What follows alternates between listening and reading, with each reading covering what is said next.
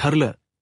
तर या मालिकेच्या आजच्या भागामध्ये आता सायली आणि अर्जुन त्या चाळीमध्ये आलेले असतात आणि तिथे मंदा साळुंके या नावाची कोणीही आता सायलीची मावशी राहते का असे मात्र आता तेथील एका व्यक्तीला विचारले जाते. परंतु आता तो व्यक्ती म्हणतो की नाही, मी येथे 40 वर्षापासून राहतो. परंतु मंदा साळुंके नावाची कोणतीही व्यक्ती येथे नाही राहत. नक्की तुम्हाला कोणीतरी चुकीचा पत्ता दिला असेल. आता ते ऐकून सायलीला धक्कच बसतो. त्यावर आता अर्जुन त्या व्यक्तीला म्हणतो की ओके, आणि तो व्यक्ती आता आतमध्ये जातो. त्यानंतर सायली आता म्हणते की म्हणजे आईने मला मावशीचा पत्ता हा चुकीचा दिला आणि फोन नंबर सुद्धा ते दोन्हीही चुकीच दिलं असेल. परंतु का चुकीच दिला असेल असा प्रश्न आता सायलीला पडतो. अर्जुन सुद्धा आता विचारात पडतो. त्यानंतर आता इकडे सगळेजण कॉफीसाठी बसलेले असतात. अस्मिता सर्वांसाठी कॉफी बनवते. सचिन विचारतो की कॉफी झाली का अस्मिता. आता सगळ्यांसाठी कॉफी घेऊन येते. त्यावर आता लगेच हे ऐकून प्रताप म्हणतो की चला तर 25-30 वर्षांमध्ये आता वेगळी अशी एक कॉफी आपल्याला प्यायला मिळालेली आहे. तर आणि हे बघ सचिन, तुला सांगतो यापेक्षा अमृत मिळवणे हे खूप सोपं आहे. तर म्हणून आता प्रताप सुद्धा अस्मिताची खूप गंमत करत असतो. सचिनला तर फार आता हसायला येते. त्यानंतर मात्र आता अस्मिताही सचिनला कॉफी द्यायला जाते. आता एकदम सचिनने जेथे मोबाईल ठेवलेला आहे तर अस्मिता तेथे उभी असते आणि तेवढ्यात आता साक्षीचा जो काही म्हणजे फोन आहे तर तो फोन येतो. आता मात्र साक्षीचा फोन आल्यानंतर तिच्या खोटो मात्र आता ते असा फोन आल्यानंतर वर अगदी दिसत असतो. तर आता हो अस्मिताच थोडंसं लक्ष नसते. परंतु सचिन लगेच आता तो आपला कॉल येत आहे आणि तो पण हा समीराचा म्हणून लगेच आता फोन आता पालथा ठेवतो. आता अस्मिताच लक्ष जाते की सचिनने मात्र फोन पालथा का ठेवला असेल. आता ती कॉफी देत असते. त्यानंतर मात्र आता इकडे साक्षी आता फोन करते आणि सचिनने फोन कट केलेला असतो. तेव्हा आता साक्षीही चिडते. साक्षी म्हणते की चक्क फोन कट केला. तर महिप्त आता तेथेच आता ह्या सचिनची वाट पाहत बसलेला असतो. म्हणून साक्षी फोन करत असते की का आला नाही म्हणून साक्षी आता पुन्हा कॉल करते. तर आता सगळेजण कॉफी घेत असतात.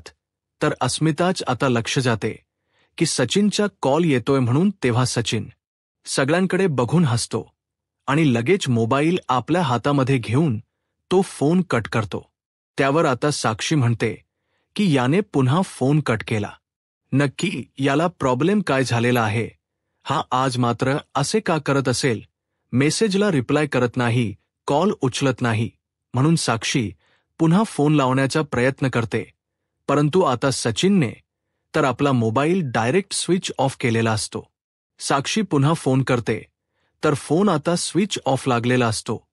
तर आता साक्षीला खूपच राग येतो.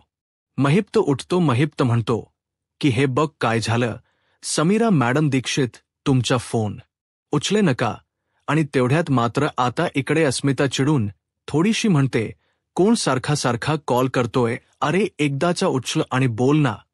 त्यावर लगेच आता सचिन हसतो आणि आता हा विषय बदलण्यासाठी मुद्दाम तो म्हणतो की बघितलंस का डॅड, जिच्यासाठी मी सगळी काम बाजूला ठेवतो, जे महत्वाचे कॉल आहे तर ते सुद्धा बाजूला ठेवतो आणि ते फोन सुद्धा मी कट करतो आणि फोन्स चक्क मी स्विच ऑफ केलेला आहे आणि तरी सुद्धा तीच म्हणते कॉल घे म्हणून. तेव्हा आता अस्मिता म्हणते की अरे हे बघ सचिन, मी तुला कॉल कट करण्यासाठी नाही सांगितलेला. त्यावर आता लगेच सचिन म्हणतो की अग हे बघ मला माहिती आहे, कारण जर हे कॉल मी उचलले तर मला एखाद्या मीटिंगला तरी जावेच लागेल आणि मग मी परत कधी येईल हे मला सांगता येणार नाही. अस्मिता, तुला हे चालणार आहे का. त्यावर आता हे ऐकून अस्मिता लगेच नाही असं म्हणते, मला अजिबात चालणार नाही, त्यामुळे तू फोन उचलू नको. त्यानंतर आता इकडे साक्षी महिप्तला म्हणते की तो नक्की बिजी असेल माणूस, तर बिजी असूच शकतो म्हणून तो माझा कॉल उचलत नसेल किंवा त्याला वेळ मिळत नसेल मेसेज करण्यासाठी सुद्धा, त्याच्याकडे वेळ नसेल म्हणून ते फात महिप्त साक्षीकडे बघतच असतो आणि साक्षी एक ना एक आता सचिनची बाजू घेत उत्तर देत असते. त्यानंतर आता इकडे कल्पना अस्मिताला म्हणते की अस्मिता, अगं काय तू आता तुझ्या नव्याला मात्र दोरीनेच बांधून ठेवणार आहेस का? त्यावर आता अस्मिता म्हणते की मम्मा, असं मी कधी म्हणाले बरं, आणि याने लगेच मीटिंगला जायचं नाही बर का सचिन?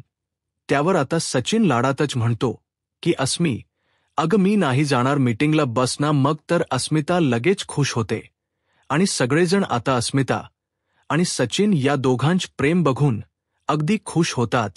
आणि तेवढ्यात मात्र आता समोरून प्रिया आता जे काही तिनेने ते कपडे धुतलेले आहे तर ते कपडे धुवून आता बादलीमध्ये भरून आतमध्ये घेऊन येते आणि आता पूर्णपणे थकून गेलेली असते. तर पूर्णाई म्हणते की कल्पना प्रताप, बघा आणखीन हा एक चमत्कार, आज तन्वीने मात्र कपडे धुतले. तेव्हा आता लगेच सर्वजण आश्चर्याने पाहतात. कल्पना विचारते की पूर्णाई, अहो हे कसं झालं? पूर्णाई म्हणते की सांगते.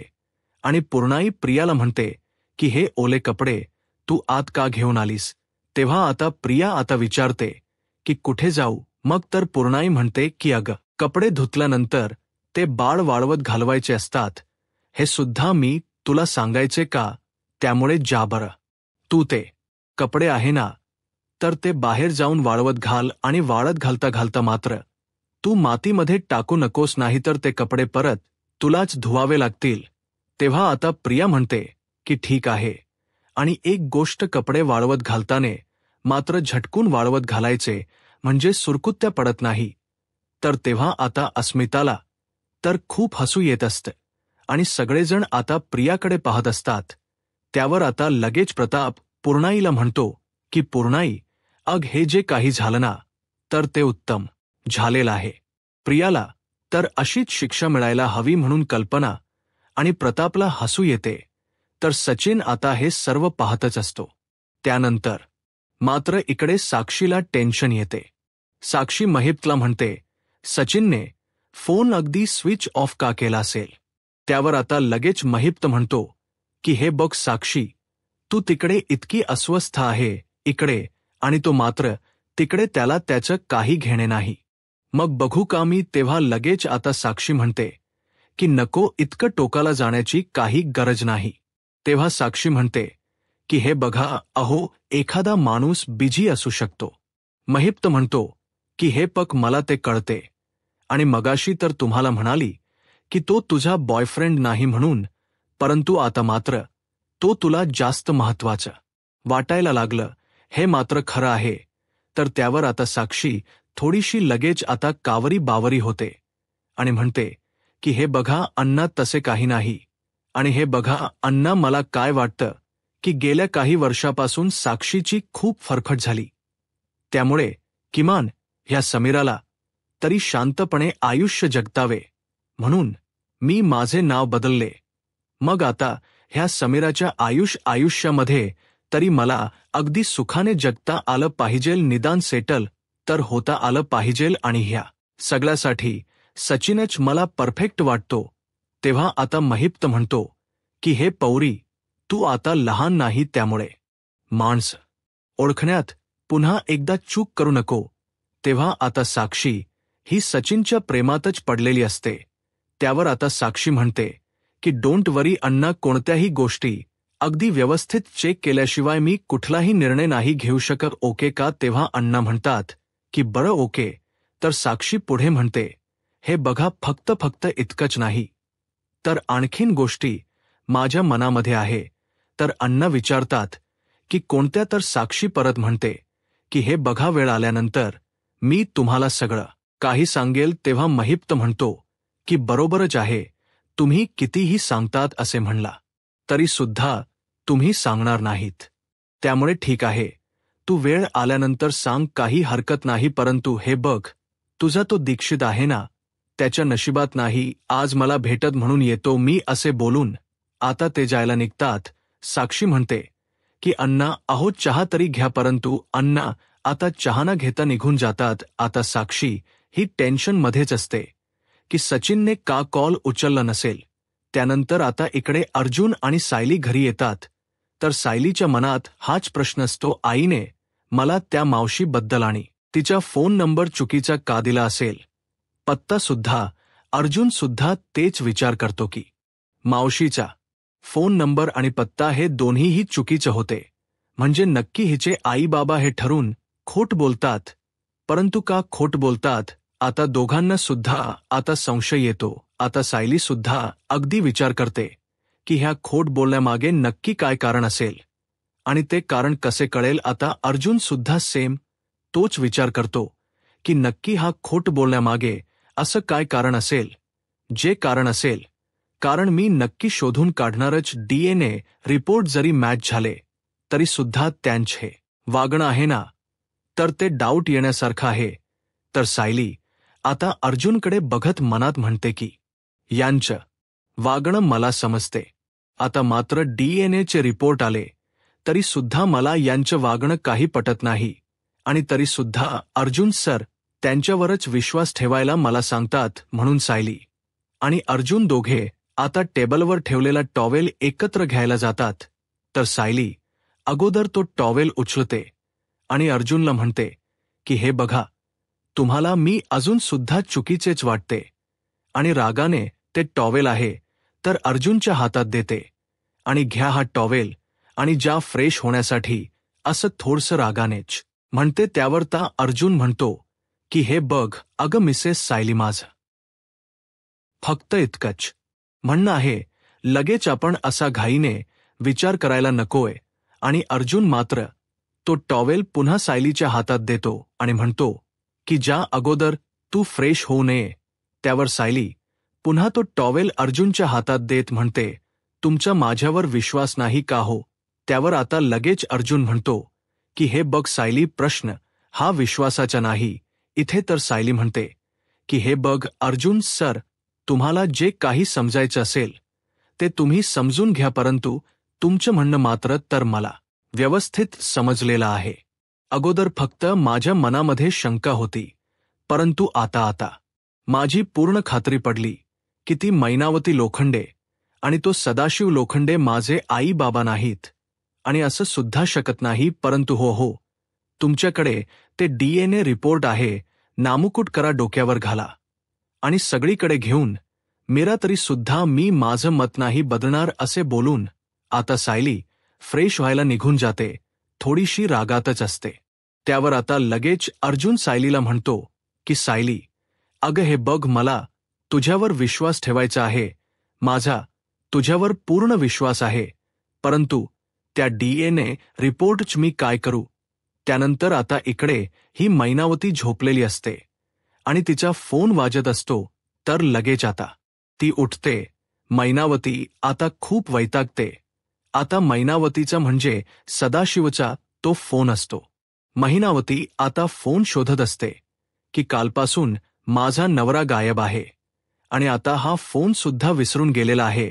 तर नक्की त्याने फोन कुठे ठेवला असेल म्हणून ते इकडे तिकडे सगळीकडे शोधते आणि तेवढ्यात तिला टेबलवर तेथे तो फोन सापडतो. तर आता मैनावती पाहते आणि कोणाचा नंबर असेल हा म्हणून ती फोन उचलते, हॅलो म्हणते.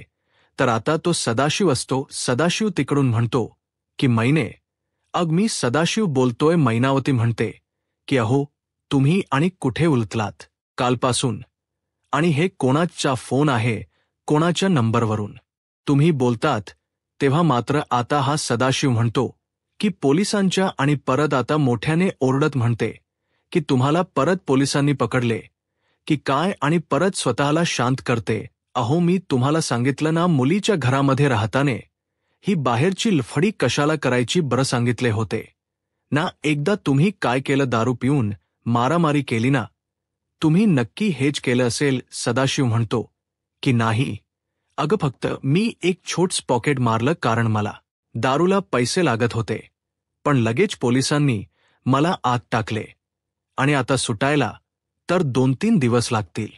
तेव्हा मैनावती म्हणते की मग काय आता, आणि हे बघा 2-3 दिवस पोलीस तुम्हाला मारतील आणि त्यानंतरच त्यांना तुमची दया येईल आणि मग नक्की ते तुम्हाला सोडून देतील आणि मग तुम्ही 2-3 दिवसांनी या काही फरक नाही. गेल्या जन्मात मात्र मी कोणत पाप केलं होतं म्हणून तुमच्याशी लग्न झालं मास. त्यामुळे आता मात्र 2-3 दिवसांनी या तुम्ही ठेवा आता फोन. महिनावती रागाने फोन कट करते.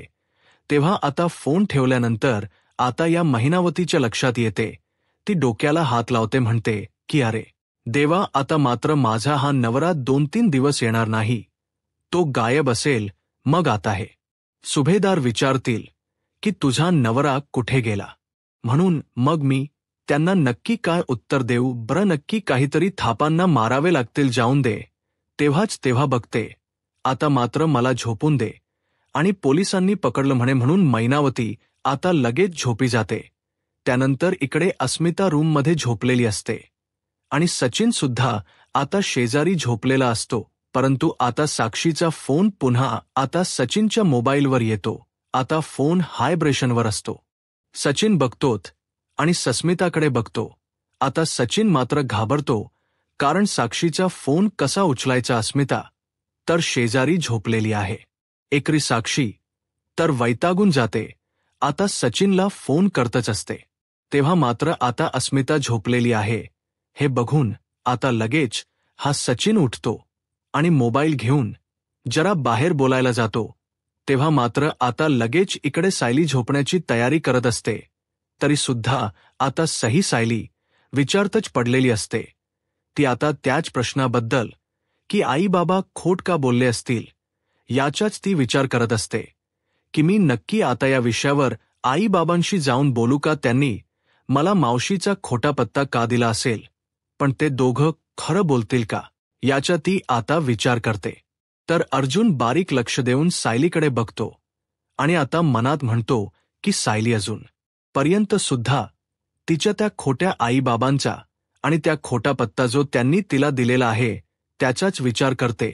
बहुतेक आता सायलीला विचारातून बाहेर काढण्यासाठी अर्जुन आता म्हणतो की चला तर आता झोपूयात, कारण आता डोक्यातील अगदी विचार काढून उद्या सकाळी फ्रेश असं ऑन होऊन आपल्याला उत्तर शोधता येतील. तेव्हा आता सायली विरुद्ध बोलते. सायली बेडवर बसते आणि म्हणते की चला चला, आता सगळं काही एकदाच आवरलेलं आहे, त्यामुळे शांतपणे बसून विचार करता येईल. तर म्हणजे उत्तर सापडतील. ज्यांना सगळं काही कळतं पडून परंतु वळत नाही, तर मग त्यांनी खुशाल झोपू शकतात. तर अर्जुनला थोडासा राग येतो. तो लगेच चैतन्यला फोन करतो. चैतन्य फोन उचलतो आणि बोल अर्जुन, काय झाले असं विचारतो. अर्जुन म्हणतो की हे बघ, तुझ्या वहिनीला सांग की आता मात्र झोपण्याची वेळ आहे. रात्र खूप झालेली आहे आणि जर झोप व्यवस्थित झाली तर उद्या सकाळी मात्र शांतपणे अगदी बसून डोक्याने विचार तर आपल्याला करता येईल ना. परंतु हे बघ, अरे चैतन्य, ती तर ऐकायला तयारच नाही. तेव्हा आता सायली रागाने उठते आणि म्हणते की चैतन्य भाऊजी, मला जरा तुमच्याशी बोलायचं आहे. तेव्हा चैतन्य म्हणतो की अर्जुन. तर आता सायली ही अगदी जवळ येते अर्जुनच्या आणि तो फोनवरती स्पीकर फोन असतो आणि म्हणते की हे बघा अर्जुन नाही, तर अर्जुनची बायको बोलते आणि चैतन्य भाऊजीही तुमच्या मित्राला सांगा जरा, काही प्रश्नांची उत्तरही लगेच मिळवावी लागतात तरच शांत झोप लागते. आणि चैतन्य भाऊजीही तुमच्या एका प्रश्नाचे उत्तर मलाला आत्ताचे आत्ता द्या. ते तुमचे जे काही चौगुले आणि गोरे आहेत ते दोघेही खोट बोलतात हे तुम्हाला तर कळालेले आहेत. मग तुम्ही ते सिद्ध कसे करणार आहात बरं. जर तुम्ही त्यांना जाब विचारण्यासाठी गेलात तर मात्र ते पुन्हा खोटच बोलतील. तर चैतन्य डोक्याला हात लावतो आणि म्हणतो की चौगुले आणि गोरे हे युद्ध अजून चालू आहे का. त्यावर आता अर्जुन म्हणतो, अरे माझ्याकडे तर तुझं 24 तास कोणतंही काम नाही, फक्त ही एकच केस आहे ना. तुझं काही काम नाही ना माझ्या आयुष्यामध्ये. तर आता सायली लगेच अर्जुनला बोलते की इतकं मात्र तुम्हाला बोलायचं होतं तर काय गरज होती माझ्यासोबत येण्याची, आणि मी तुम्हाला बोलवायला आले नव्हते. यांचं मात्र असं झालेलं आहे की एका बाजूला असं दाखवायचं की मी तुला मदत करतो आणि दुसरीकडे म्हणतात की झोप काढ म्हणून. त्यावर आता लगेच अर्जुन म्हणतो की हे बघ, मला तर मदत करायची होती, म्हणूनच मी आलो ना. आणि माझं जर तुला ऐकून घ्यायचं नसेल तर मी काय करणार आता. दोघांचं आणि ममतच भांडण सुरू होते. तर चैतन्य म्हणतो की एक मिनिट शांत व्हा. तुम्ही दोघेही एका रूममध्ये आहात आणि मी मात्र वेगवेगळी आहे. त्यामुळे मी तुम्हाला एक वकिली सल्ला देतो, प्लीज माझं ऐका. आणि तुम्ही दोघं आता तेथे असं एकमेकांना बोलण्यापेक्षा आणि एकमेकांशी बोला. तुम्हाला नक्की हे सर्व जमेल हे बघा. बाकी म्हणजे तुम्हाला जर झोपा येत नसतील तर मात्र मला झोपून द्या. मला खूप झोप आलेली आहे, मला झोपायचं आहे, गुड नाईट असे बोलून आता चैतन्य फोन कट करतो. तर अर्जुन म्हणतो की ऐक हे बघ ऐक, परंतु आता तिकडून आवाज येत नसतो. फोन कट झालेला असतो. तर आता अर्जुन म्हणतो की झोपला हा, लगेच झोपला. तेव्हा आता सायली म्हणते की मला तर तुमचं ऐकायचंच नाही, मग बोलून तरी काय उपयोग आहे, त्यापेक्षा मी झोपलेलं बरं राहील. म्हणून सायली अर्जुनकडे बघत आता झोपायला बेडवर येते. अर्जुन म्हणतो की अगोदर मी तुला हेच म्हणत होतो, आपण आता शांत झोपूयात आणि नंतर उद्या सकाळी मात्र आपल्याला विचार करण्यासाठी छान असं मूड असेल. परंतु तू तर ऐकायला तयारच नव्हते. जे काही सांगतो ते कुणाला ऐकायचंच नसतं, पण नाही नव्याच कधी ऐकायचं नसतं. तेव्हा आता सायली ह्या अंगावरून त्या अंगावर झोपत असते आणि सायली आता झोपी जाते. तर अर्जुन म्हणतो की झोपली, पण वा खरंच लगेच झोप लागते यांना. म्हणून अर्जुनची चिडचिड चालूच असते. आता अर्जुन पाण्याचा मग आहे तर तो सुद्धा आता मोकळा असतो आणि तो आता सायलीकडे दाखवत म्हणतो, आता हे सुद्धा काम मलाच करावे लागेल. म्हणून अर्जुन पाणी आणायला खाली जातो. त्यानंतर आता सचिन हा बाहेर येतो. बाहेर आल्यानंतर तो साक्षीचा फोन उचलतो आणि हाय असं म्हणतो. तर साक्षी रागाने म्हणते की कुठे आहेस तू? अरे नक्की तुझ काय सुरू आहे? कधीपासून मी तुला कॉल करण्याचा प्रयत्न करते, अरे एक कॉल सुद्धा तू माझा उचलत नाही. तर तेव्हा आता सचिन म्हणतो की सांगतो अगं हेपक सांगतो, अगं सॅम मी इंडियामध्ये आलो आहोत, त्यामुळे मला येथे काहीच काम नाही असं नाही होत. त्यावर आता साक्षी म्हणते की आय अंडरस्टँड हेपक, तू एखादा मेसेज तर करू शकतो आणि हेपक मला माहिती आहे की आपण दोघेही रिलेशनशिपमध्ये नाहीत. अरे हेपक मी तुला फोन करत असेल आणि समोरच्या बाजूला तू आहे की नाही इतकं तर मला कळायला नको का? आणि हे बघ जर समोरच्या बाजूला तू नसेल तर मला खरंच त्यामध्ये इंटरेस्ट नाही वाटणार. तेव्हा आता सचिन म्हणतो की सॅम अग तू मला किती बोंबट करतेस, आणि हे बघ मी माझ्या मित्रांबरोबर डिनरला गेलो होतो आणि हे बघ आमच्यामध्ये रूल्स असतो की जाता मात्र जो कोणी मात्र फोन असच ज्याच्या स्क्रीन्स आहे तर त्या उलट्या करून ठेवायच्या असतात, आणि जो पहिल्यांदा फोन उचलले तर त्याने आता सगळ्यांचा डिनरच. आणि आता हे जे सगळं बघा हे पेमेंट त्याने करायचे. तर मग आता बोल ब तुम्ही फोनला हातलारी लावू शकणार होतो का? साक्षी म्हणते की अरे डिनरला जाण्या अगोदर मला एकदा सांगून जायला होच, आणि काही नाही अरे अण्णा इथे डिनरसाठी आले होते आणि त्यांना तुला भेटायचं होतं म्हणून मी तुला कॉल करत होते. तेव्हा आता अर्जुन हा किचनमध्ये येतो, पाणी वगैरे घेतो आणि त्याचं दरवाजाकडे लक्ष जाते. तेव्हा तो विचार करतो की इतक्या रात्री दार उघड का असेल. तेव्हा लगेच आता सचिन हा साक्षीला म्हणतो की अगं माझ्या सगळ्या मित्रांना तुला भेटायचं आहे, आणि तुला माहिती आहे का डिनर टेबलवर जेव्हा मी होतो तेव्हा मात्र तुझ्याविषयीच मी सगळ्यांशी बोलत होतो. तर त्यानंतर आता लगेच इकडे अर्जुन तो चंबू आहे तर तो तेथे डायनिंग टेबलवर ठेवतो आणि दार उघड का आहे, बाहेर नक्की कोण गेलेल असेल म्हणून तो आता बघायला जातो. तर साक्षी सचिनला म्हणते की तू नक्की खोट बोलतोस. तेव्हाच आता हा सचिन म्हणतो की नाही सॅम मी खरं बोलतोय. आता बरोबर सचिन साक्षीला सुद्धा आपल्या प्रेमामध्ये अडकवण्याचा खोटा प्रयत्न करतो. सचिन सांगत असतो की हे पक इथे मात्र मी माझ्या मित्रांना आणि माझे नातेवाईक आहे ना तर त्यांना भेटायला आलेला आहोत. तर आता 2 दिवस मी त्यांना भेटून वगैरे घेतो. एकतर खूप वर्षांनी परत आलो त्यामुळे सगळेजण कॉल करतात. त्यानंतर मी फक्त अगदी तुझ्याशीच अगदी बोलायला मोकळा असेल तेव्हा आता प्लीज तर लगेच. साक्षी म्हणते की बरं ऐक हे बघ, अरे कशात काही नसताने मी जरा जास्त पजेसिव्ह होते का रे. त्यावर आता सचिन म्हणतो की हो ना अगं तू खरंच किती पजेसिव्ह होते, परंतु हे बघ हेच मला आवडतं. तर साक्षी लगेच खुश होते आणि गुड नाईट सॅम असे बोलून आता सचिन फोन कट करतो आणि मागे जेव्हा वळून बघतो तर त्यामागे अर्जुन असतो. आता अर्जुनला बघून थोडासा अगदी तो स्तब्ध उभा राहतो, परंतु परत स्वतःला सावरतो. अर्जुन मात्र आता सचिन समोर येतो आणि विचारतो की इतक्या रात्री तो फोनवर कोणाशी बोलत होता. तेव्हा सचिन खोट बोलतो, म्हणतो की ऑफिसमधील कॉल होता, कारण यूएसला तर असंच असतं, माझे जे काही सगळे कॉल असतात तर ते रात्रीच असतात. तेव्हा आता अर्जुन म्हणतो की अरे मग तू आत बसायचं होतं, बाहेर कशासाठी आलास. सचिन आता खोट बोलण्यापासून एकही खोट आता तो बोलत असतो. आता म्हणतो की अस्मी होती तिथे आणि जर मी तिच्या समोर फोन घेतला असता तर तिला जाग आली असती, म्हणून मात्र मी इकडे धावत येऊन फोन घेतला.